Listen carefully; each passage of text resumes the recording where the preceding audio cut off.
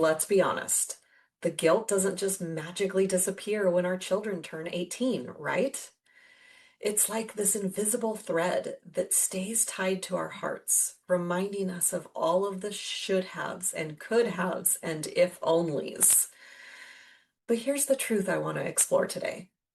Guilt doesn't retire unless you do the work to release it. And the way we heal isn't through perfection. It's through gratitude and grace.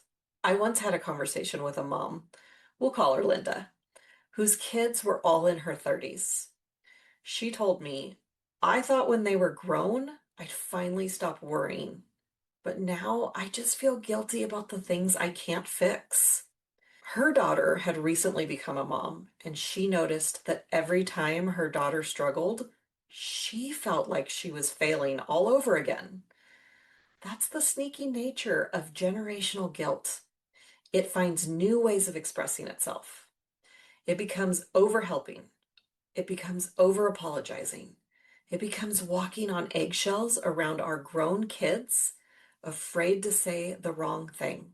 And sometimes it becomes trying to make up for the past through our grandkids, like you're trying to get a do-over at motherhood. But that energy doesn't create peace.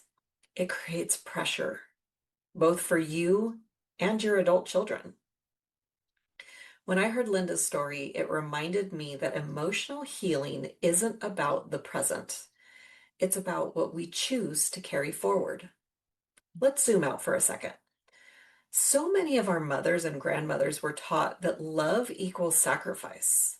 I'm pretty sure I was taught the same thing. Not through words, but definitely through actions. They were taught that being a good mom means never resting, never complaining, and always putting everyone else first.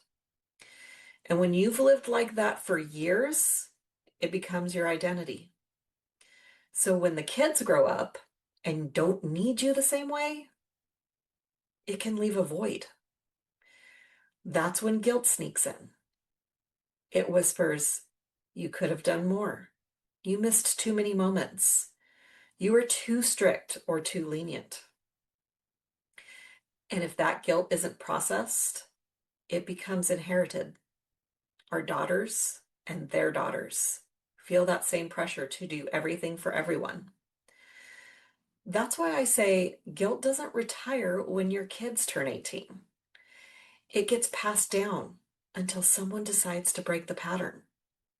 And breaking that pattern doesn't mean denying the past.